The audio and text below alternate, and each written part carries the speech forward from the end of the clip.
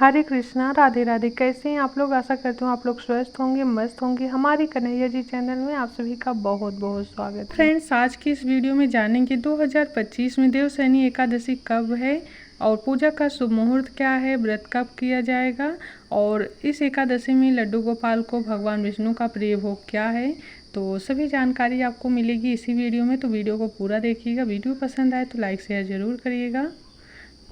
तो इस एकादशी में हमारे भगवान विष्णु जो हैं 4 महीना के लिए निद्रा में हो जाते हैं, सो जाते हैं, इसलिए इस एकादशी को देवशयनी एकादशी के नाम से जाना जाता है। और जो भी पृथ्वी का कार्यभार होता है वो भगवान शिव जी के हाथों में आ जाता है। तो फ्रेंड्स, जब भगवान विष्णु सो जाते हैं तो जितने भी मांगलिक कार्य होते हैं वो सभी रुक जाते हैं। और चातुर्मास भी इसी समय से प्रारंभ होता है। जो इस्कॉन टेम्पल है वहाँ पर जो है पूर्णमासी से चालू होता है। तो यहाँ पर देखिए हम कान्हा जी को स्नान करा रहे हैं। तो हमारे ठाकुर जी जो है पंचामृत स्नान करा रहे हैं। तो देखिए उनके मुख पर दूध कैसे लगा हुआ है, जैसे लग रहा है कि भगवान दूध को पी रहे हैं। और बाकी हर जगह देखा जाए तो देवशयनी से ही चतुर्मास प्रारंभ हो जाता है। तो फ्रेंड्स, चातुर्मास का भी बहुत ही विशेष नियम होता है पृथ्वी पर शयन करने का और स्नान करने का। तो बहुत लोग चातुर्मास का व्रत और नियम भी करते हैं। तो देवशयनी एकादशी जो है 5 तारीख को प्रारंभ हो जाएगी रात्रि से। और सुबह में, क्योंकि उदय तिथि के अनुसार हम लोग व्रत करते हैं, तो सुबह में दिन संडे को हमें व्रत करना है और 7 तारीख को इसका पारण होगा। तो इस बार जो देवशयनी एकादशी है ना, इस पे बड़ा ही अच्छा योग बन रहा है, जैसे कि अभिजीत मुहूर्त, त्रिपुष्कर योग, जो कि इस देवशयनी एकादशी पर बन रहा है योग। तो फ्रेंड्स, एकादशी का जो व्रत होता है 3 दिवसीय होता है। तो हमें जो है इसे 3 दिवस में करना रहता है। जैसे कि एकादशी के व्रत में हमें 10वीं तिथि से ही पालन करना रहता है। तो 10वीं तिथि को आप ध्यान दें कि आप इस दिन चावल ना खाएं, प्याज लहसुन ना खाएं और मांस मदिरा आज का सेवन ना करें, ब्रह्मचर्य का पालन करें। तो इस प्रकार से आप 10वीं तिथि को करें और एकादशी के दिन आपको व्रत करना है। उसके बाद आप उसमें नाम जप, संकीर्तन और पूजा करें। पूजा पाठ जैसे कि आप कलश भी रख सकते हैं और अखंड ज्योत भी प्रज्वलित कर सकते हैं।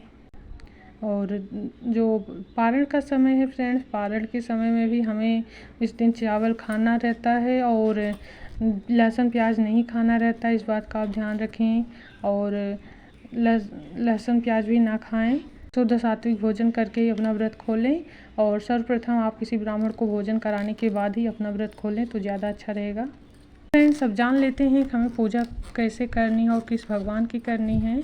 तो आप जो है, अगर आपके घर में श्री हरि भगवान विष्णु हैं तो आप उनका पूजन करिए। सर्वप्रथम आपको उठना, स्नान आदि करके भगवान विष्णु का, और या आपके घर में लाला हैं, लड्डू गोपाल जी हैं, तो आप उनका पंचामृत अभिषेक करें। घर में शालिग्राम जी हैं तो उनका भी पंचामृत अभिषेक करें। अगर पंचामृत अभिषेक नहीं कर रहे हैं तो आप कच्चे दूध से भी कर सकते हैं, चंदन से भी कर सकते हैं, जल में हल्दी डालकर कर सकते हैं। और पीला वस्त्र स्वयं भी धारण करें, प्रभु जी को भी पीला वस्त्र धारण कराएं। तो फ्रेंड्स, एकादशी पर जो है भगवान विष्णु का पूजन नहीं होता, बल्कि साथ में माता लक्ष्मी का भी होता है। और सर्वप्रथम आप बिना दहलीज पूजन अगर नहीं करेंगे तो आपके घर में लक्ष्मी जी प्रवेश कैसे करें। तो इसलिए आपको ये ज़रूरी रखना, आपको दहलीज पूजन ज़रूर से करनी है। तो आपको क्या करना है, दहलीज पे आपको हल्दी का लेप कर देना है, उसके ऊपर आपको बीच में स्वास्तिक बना देना है, पुष्प रख देना है और आपको सिंपली दीपक जला देना है। तो इस तरह से आप दहलीज पूजन कर सकते हैं, क्योंकि बिना दहलीज पूजन के लक्ष्मी जी प्रवेश कैसे करेंगी आपके घर में। तो इस बात का आपको विशेष ध्यान रखना है। और आज के दिन आप भगवान विष्णु को या कान्हा जी को मुनक्के का भोग जरूर से लगाएं फ्रेंड्स, क्योंकि मुनक्के के भोग लगाने से बंदर की योनि से मुक्ति मिलती है और वो जो होता है प्रसाद रूपी फल रहता है, तो आप उसको भी ग्रहण कर सकते हैं। इसके बाद हम करेंगे तुलसी पूजन। तुलसी पूजन हमको ज़रूर से करना है। और आज के दिन ध्यान रहे, माता तुलसी का व्रत रहता है, इसलिए तुलसी जी में हमें जल नहीं डालना है, बस हमें पूजन कर लेना है। जल आप 1 दिन पहले ही डाल सकते हैं। और आप फल फ्रूट, दूध से बनी मिठाई का भोग